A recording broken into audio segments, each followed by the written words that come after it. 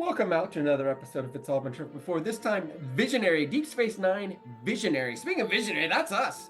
And help us. It may not be a level of our Patreon, but you could, hey, take some initiative. Maybe you're a visionary. Maybe we'll create a visionary level. Either way, right now, there's plenty of other great levels on there that can get you extra goodies, content, all the It's All Been Tricked Before and all the It's All Been Done Before Radio Hour. Great content. Go check out those levels, patreon.com/IABD, and you'll become a visionary. See how much vision we have here as we discuss Visionary, Deep Space Nine. It's all been tricked before. Welcome out to another episode of It's All Been Tricked Before. Your Skeleton Crew hosts are here. This is Steven. Jimmy-Jerome. Sadly, Keith has been mainly absent since the mid-season break. He was in most of these early DS9 episodes this season, but since Voyager premiered, we barely see him. Maybe he's lost 7 years from home. There we go. How would we even know? No, I'm just kidding. Anyway, we're here to talk about the episode Visionary, First Impressions. I definitely didn't love this one. I didn't hate it. I think this is one where there's enough going on to keep your interest. I don't necessarily love it, all of it, or a lot of it. I shouldn't say a lot of it. Because it's an O'Brien episode. We don't love those. Yeah, and that's kind of where it ends up. Fortunately, there's no Keiko, although I do have some thoughts on her, even though she's not here. But there are some fun moments. There are some interesting moments, but not my... Yeah, but overall, it felt like we weren't advancing a lot of things here as far as a season arc or character stuff. A few interesting things station-wise, but not necessarily character-wise, didn't feel like. So yeah, I just thought it was okay. Yeah. We advanced a little bit of the politics in terms of Dominion War and the Romulans and how they interact. There are essentially 6 main powers in DS9 that we talk about in terms of who controls what parts of space and who has a role in the war. The Federation, of course, being one, the Dominions being another. The Cardassians are going to come back as a species really heavily coming up. The Klingons are going to play a huge role, and then the Romulans, and then the Breen being the least important of the 6. But the Romulan politics are extremely important as the war starts to ramp up. Which side will they fall on, or will they try to stay neutral? Okay. So I liked getting a little bit of that. I mean, obviously they gave them the cloaking device for the Defiant, but that doesn't mean they're ready to side with the Federation against the Dominion. They may stay out of it, or they may join the other side. So we'll see. We'll see how that plays out. But yeah, my first impression was this was fine. It was not by any means a favorite episode. Lower on the list for sure. Yeah, it wasn't Tomorrow's Yesterday or Shades of Gray bad by any means. No. It was middle of the road. Just okay. It's just a shame that it feels like O'Brien's best episode was in the Next Gen. Where him and Bob Gunther, I don't think he's ever hit that level on DS9 as being as good a story as that. Yeah, like I'm trying to think, the one where he was the storyteller, and even that, I don't know if it was a great episode, but it was definitely interesting, but it wasn't great, I don't think. But no, it wasn't. When he's involved in a story that's about somebody else or something else, he's great. But he's great as the sporty guy, and he's Scotty, especially I feel like in DS9 he's a Scotty, which is a compliment for me. But yeah, so yeah, I just don't. I agree. He's very much a supporting player. Maybe they just got too used to him being a supporting player in Next Gen, and they never figured out how to upgrade him. But I do think he is often a weak link in that regard. Yes. So DS9, I made a note right here at the beginning, and this was based on the first scene, but I think one of the weakest elements of Deep Space Nine might be its background music. It might be the weakest background music of any of the treks. I think you're right, and I think that's one of those where I talk a lot about mid-90s nostalgia for this, the look and everything. I think that music is also part of it too, because it's like you could almost, from an opening shot, if I didn't see any of the regular characters and hearing the music, I might not know. You could tell me it was any other series, from a bunch of other series from the 90s probably. But the theme song, that has grown on me. That, yes, but good. But The In incidental season 4, it gets a clam up, so Okay. it gets even better. But yeah, I think problem is like Next Gen had a little bit better developed background music, and Mhm. Voyager, despite just last week we were talking about they were using the theme song in the opening Yeah. scene to like distracting effect. I do think Voyager does a better job with background music. DS9, it almost like it just wasn't a focus for them, I guess, in my Yeah. opinion. I also don't love the lighting in DS9. It's very different than any other Star Trek lighting, and Mhm. I just don't like it. Unfortunately, I feel like the next 3 next gen films kind of adopt that lighting, like the Oh, dark really? look. Yeah, Yeah, because which next gen's so bright, and original series is so bright. yeah. Voyager's pretty bright. It's a little darker than those two, but it's still pretty Mhm. bright. DS9's darker in lighting, not just in tone. Mhm. And the rest of the next gen movies are also going to be dark and light and tone, lighting and tone. Yeah, like I think I said I like it from a grittier Star Trek for one thing, or whatever you want to call it, and then also just the idea that this is kind of a dilapidated station, but it's no Starbase 80 for those of you who Ah, in on that. But yeah, I don't. It's not that decrepit, but I also like the idea that it's lived in. But I also get what you're saying. It does give it again for me. It gives it that mid 90s feel, for better or worse, and I both mean, sometimes. no show in the mid 90s, I swear, was this dark. Yeah. But a lot of shows in the following decade were. Yeah, yeah. I think it was a little ahead of the curve. Maybe this was the chicken or the egg. I mean, it was really the first serialized show on television. I think the Mm-hmm. lighting was also a sign. I mean, right after this, Batman goes super dark, like a lot Yeah. of things. I think it was a sign of what the culture is moving towards. Mm-hmm. So right at the beginning, O'Brien is injured.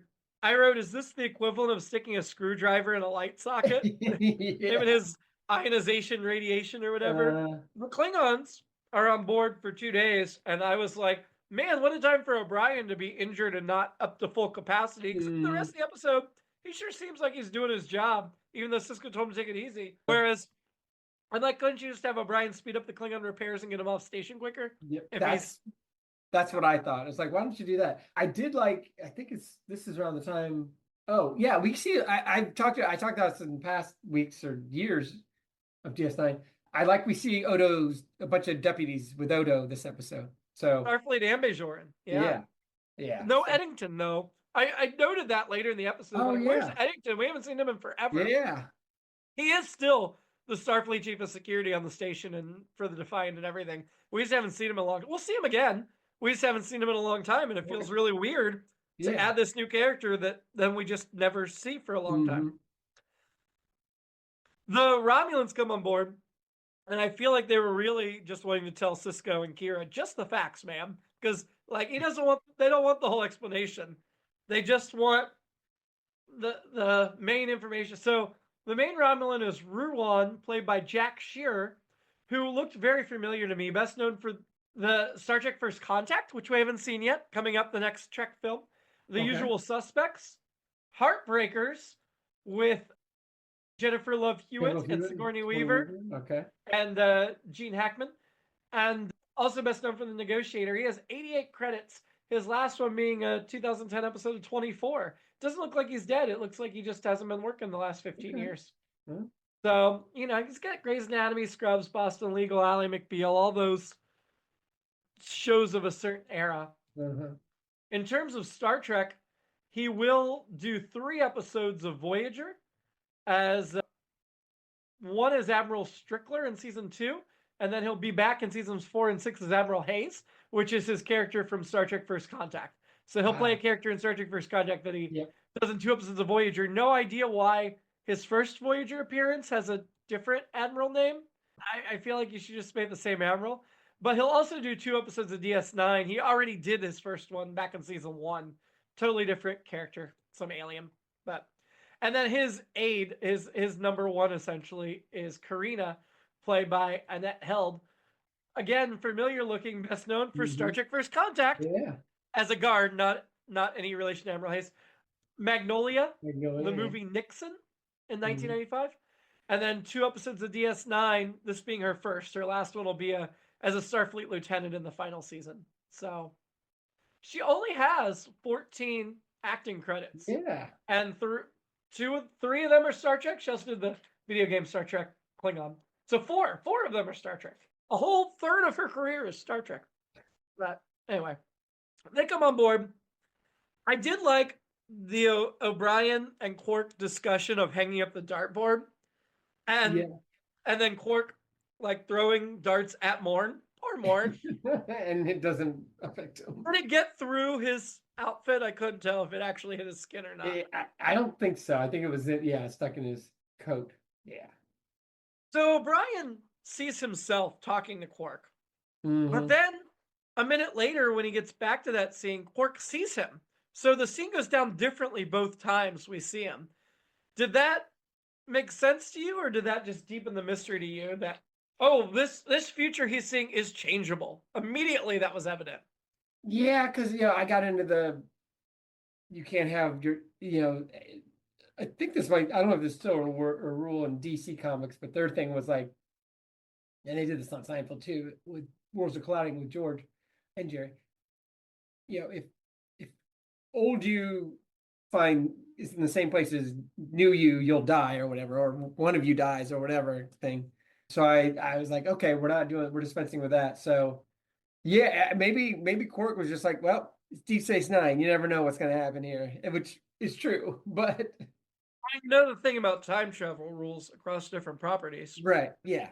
Time travel is not real, so you can make it whatever you want. Yeah, that's right. But yeah, it did seem different than most time travel stories in that almost right away we realize he can change things that he's experiencing. Yeah, and doesn't somebody else say to O'Brien, well, you can fix this? I'm not sure. I'm not sure, but that might be later. But still, like the fact that the first Quark scene goes down differently.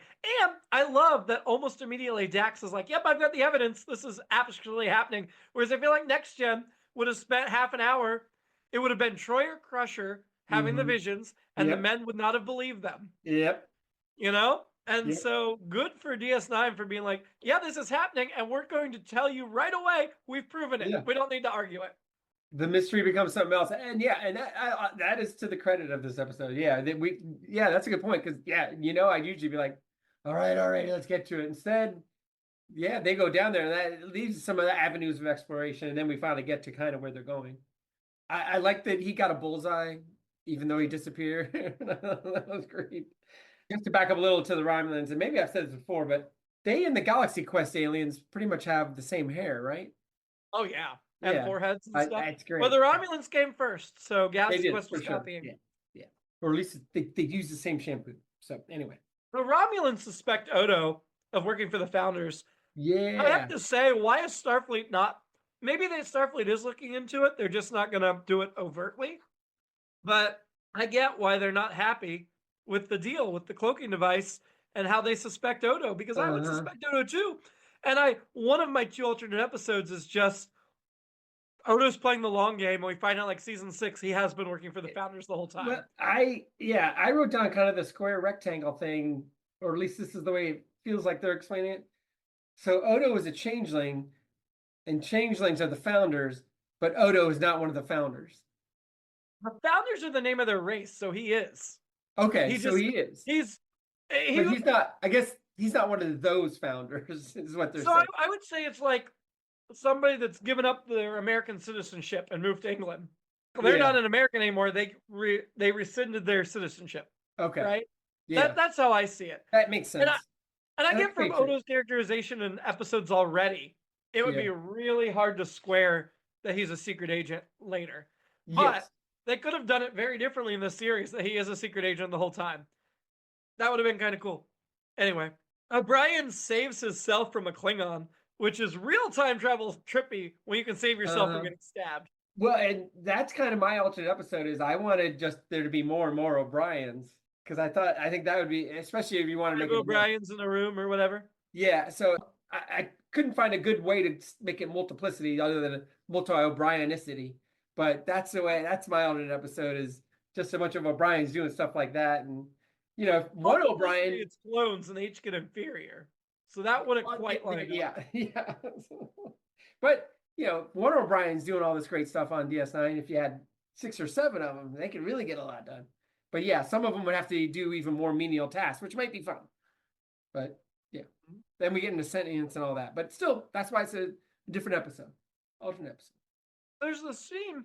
He leaves sick bay. I think he's talking to Cisco. Maybe it's O'Brien talking to Cisco or Kira talking to Cisco. It's right outside of sick bay. There is somebody set up, like, has a sample booth set up outside of sick bay. Did you see that? I did not see that.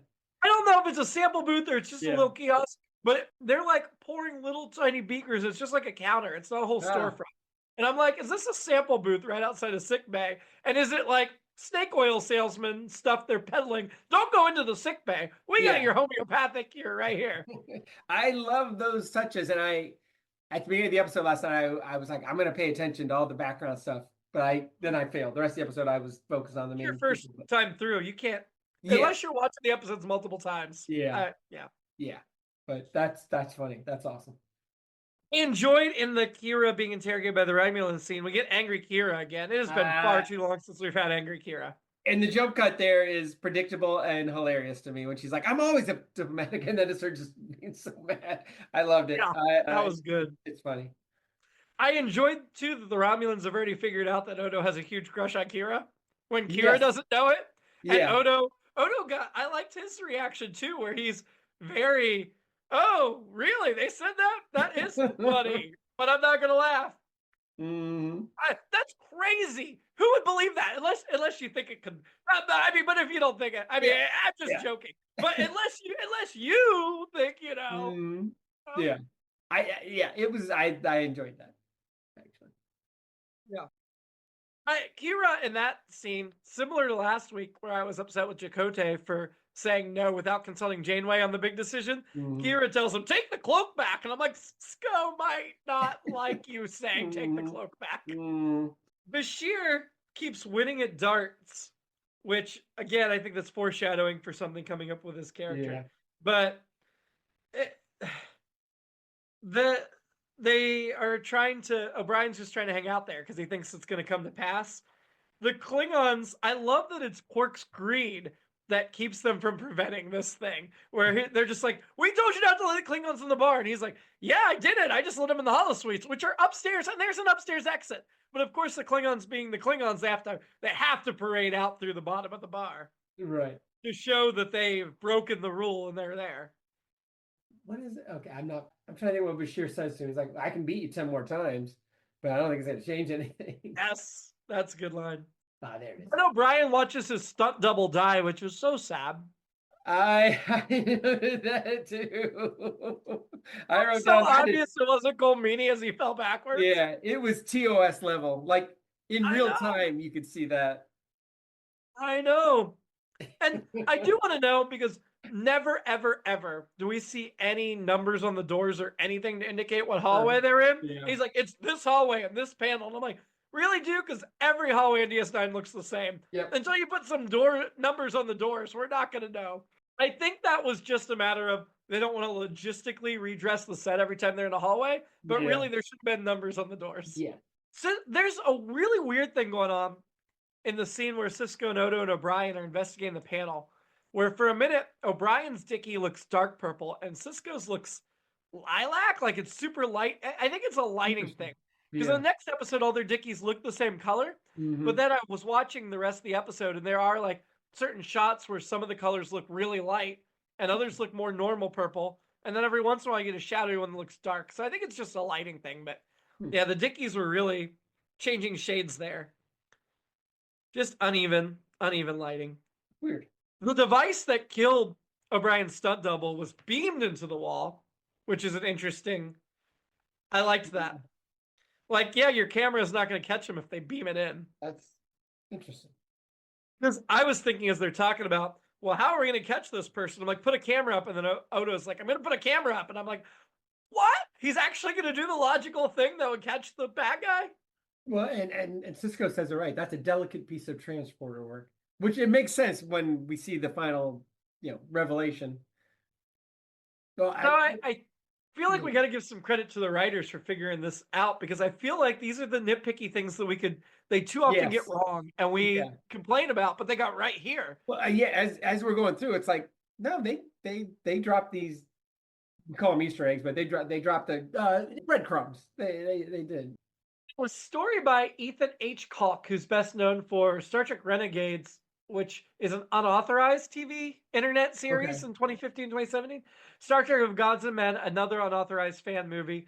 And Star Trek Deep Space Nine, he wrote 2 episodes, this being the first one. He also wrote an episode in season 5 called Children of Time, so another time travel story. He only has 7 writing credits, and a lot of them are Star Trek if you include the fan-made stuff. And then the screenplay, our teleplay, was by John Shirley, who is best known for writing The Crow, the 1994 film. Oh, wow. And then The Specialist, a few episodes of the Teenage Mutant Ninja Turtles series in 2014, and Spawn in 1998. Again, only 19 writing credits, and this is his only Trek that I see. But the fact that he wrote The Crow is a pretty big. It's one of his earlier credits, and since then he just wrote like episodes of TV, and not that many. So I don't know. Directed by Reza Badi. I don't know. He's Iranian. Best known for Carnival of Souls, Get Smart, directing 6 episodes of DS9, and Stop Susan Williams. Most of his credits are additional crew. Oh, he's got 91 directing credits. So okay, yeah, it looks like. I mean, he's got 6 episodes of DS9, as I said.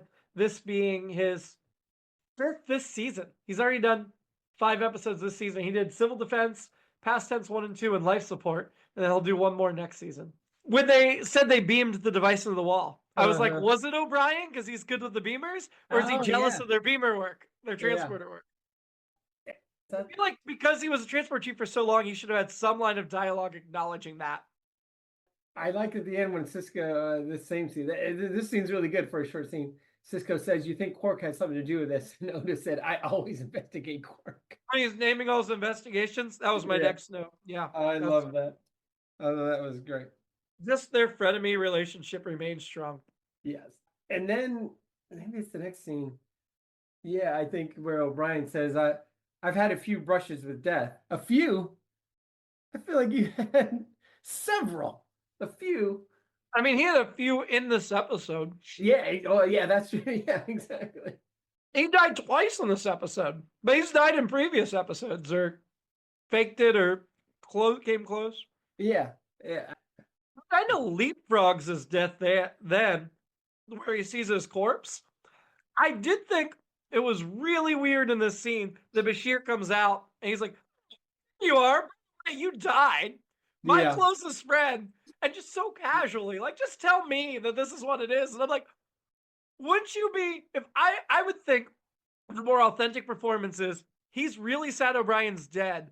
Like, maybe sitting by his body looking sad, and then he's like relieved. "Oh my God, I'm so glad you're here. Let me tell you." But instead he just walks in, "Oh, there you are. Let me tell you." And I'm like, dude. And then similarly, when he goes back and he tells O'Brien, like, "Scan this." Why? Because I'm going to die. "No, okay." And I'm like, dude, you were way too casual in this episode. It almost made me think, oh, something was weird with Bashir there. Yeah, like maybe he's time jumping. Something. You know what? I'll jump to that now. So his radiation poisoning was causing time travel. Yeah. So if you wanted to travel through time, you could do, I know, and they do cover it, right? They say the more you do it, the more you're going to get harmed, which is. But it was also they thought it was his radiation poisoning interacting with the cloaking device every time the Romulan ship circled around. The singularity, or whatever they called it. I think they called it a singularity. It was the Romulan ship, but they thought it was a singularity. Yeah. That's it. Yeah. So. Man, those Romulan ships, they can make you phase out of reality, or they can make you time jump. They need to do more testing or shielding of their devices. Yeah, the cloaking device is a fascinating thing that, again, came up with Balance of Terror, and it's still with us. It's always interesting. So, speaking of technology that Star Trek doesn't use consistently, uses as a convenient plot device, isn't it really interesting that somebody's able to turn their replicator into a transporter? Yes. Yeah.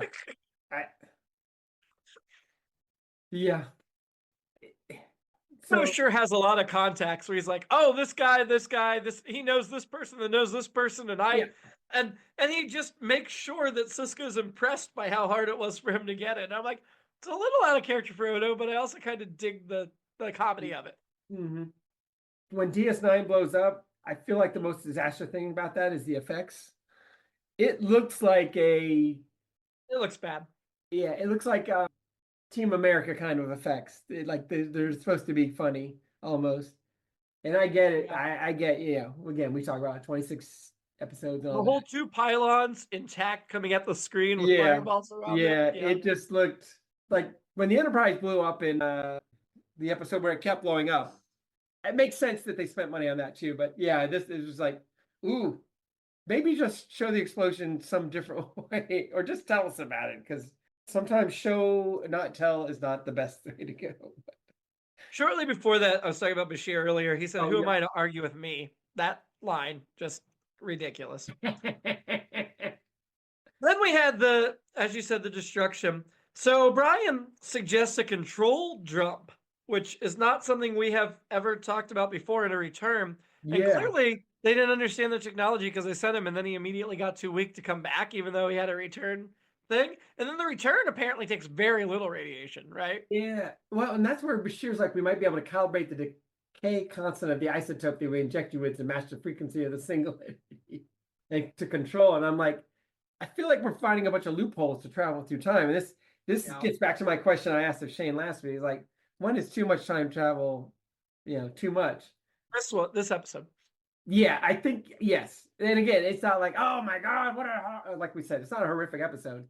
I think it still has some fun moments, even in its cheesiness, like that explosion we just talked about that wasn't great. But yeah, I think this is a wormhole too far. In terms of how cheesy this is, my second alternate episode was just O'Brien bumps his head and gets amnesia, because to me this was the sci-fi version of that episode. Yep. Oh yeah, because I'm looking at the scene where the two O'Briens, it's just the O'Briens in the bedroom, which I thought was funny. Why is he asleep? Well, he said he was asleep when the station blew up. He said, I was asleep when the station blew up, remember, on the runabout? Yeah. And he got called. We'll come put a pin in that because I want to bring that back up in a minute. Yeah. But as we get to the end.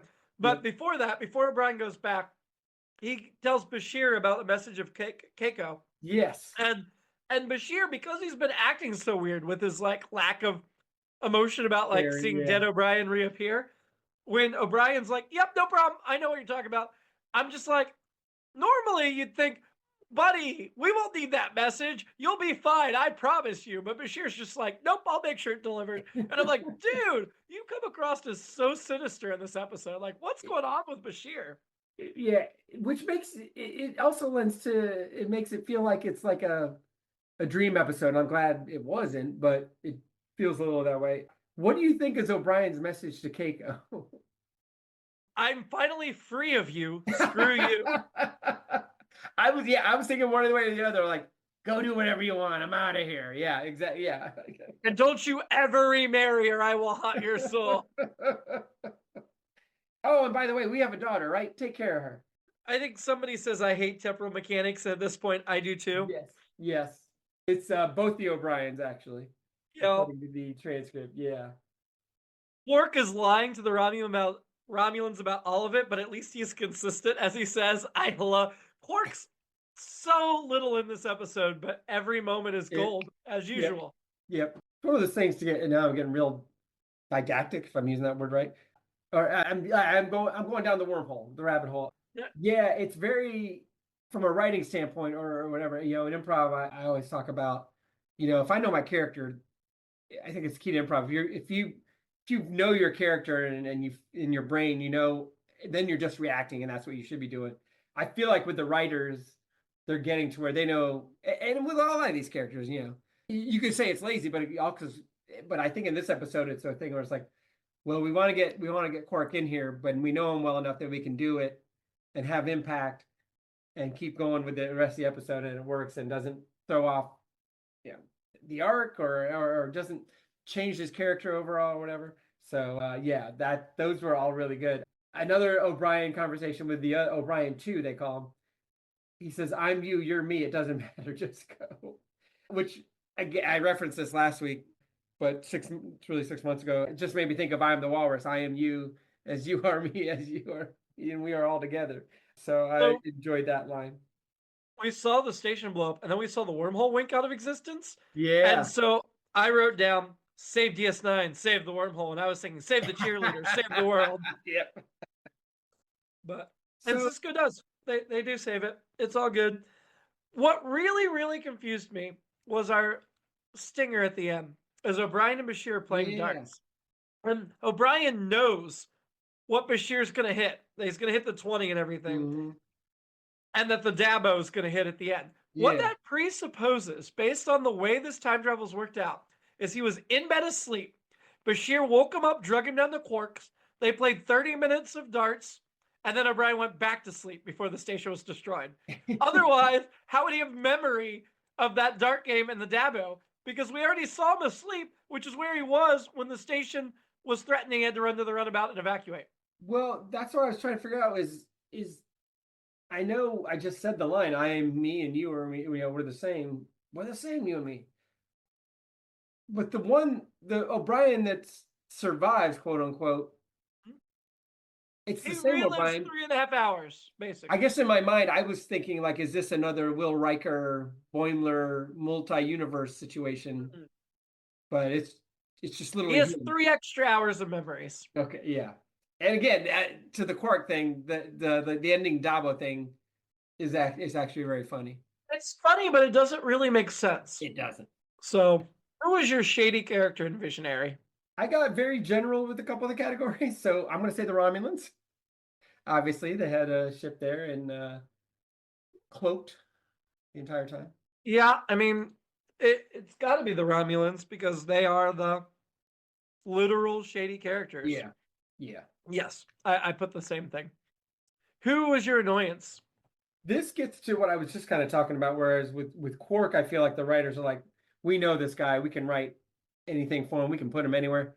This is the opposite part of that, which is being lazy, and I just thought the Klingons were lazily written. It's like, the Klingons, honorable. They were a slight red herring. Yeah. They were trying to make you think it was their fault. They were intelligence officers, and they didn't end up going to anything. Yeah. I mean, I love Quark, but had he not let the Klingons into his holosuite, the fight would have prevented. Like, there are a couple times where Quark, if he just do the right thing, could have helped on this episode and did not because he's Quark.